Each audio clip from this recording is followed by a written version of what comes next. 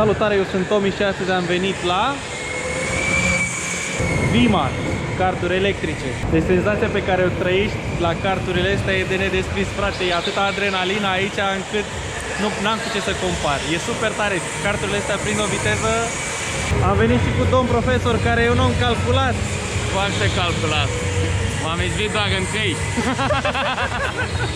Cea mai tare chestie aici e că nu trebuie programare, poți să vii oricând și să participi la o sesiune care durează 8 minute. Domn profesor, ziceți, domn profesor. Ce să zicem? E frumos aici la VMAX, că face reclamă gratis, ce să zicem? Explică-ne strategii. Păi, strategia e simplă. Ții lateralul, te urci pe porturile astea cu roșu și încerci să stai cât mai agresiv cu putință pe circuit. Bustul dai la urcări și la coborâri, atât. Sau să depășești. Nu în curbă. Nu în curbă, nu în niciun caz. Decât dacă vrei să te rapezi degeaba în curbă. Atât.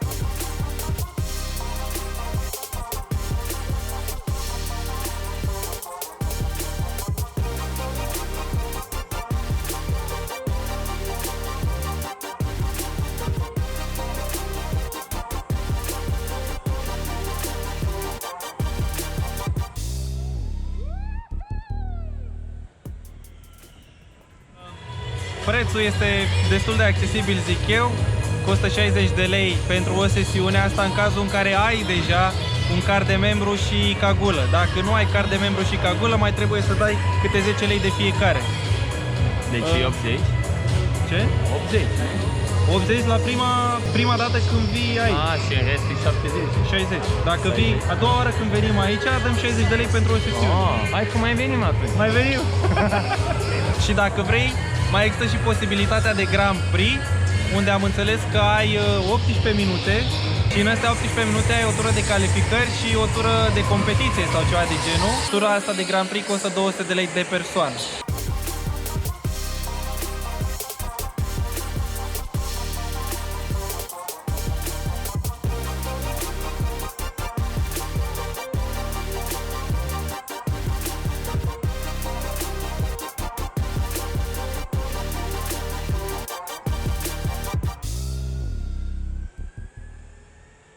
Ce e cel mai tare la carturile astea electrice e că parapeții ăștia sunt toți din plastic și chiar dacă dai de parapet cu cartul, n-ai cum să te lovești. Cred că e activitatea pe care o recomand cel mai mult dintre activitățile pe care le-am făcut până acum. Ei sunt șeptarii! Camera șepte! Cum a fost? Lana, când mai facem? Mai facem? Când? Mâine! Veniți mâine! Ți-a plăcut? Super șmecher. Super șmecher! Veniți, pe mișto. VMAX se află la Romexpo, noi am venit cu mașina, există și tramvaiul 41 care ajunge aici.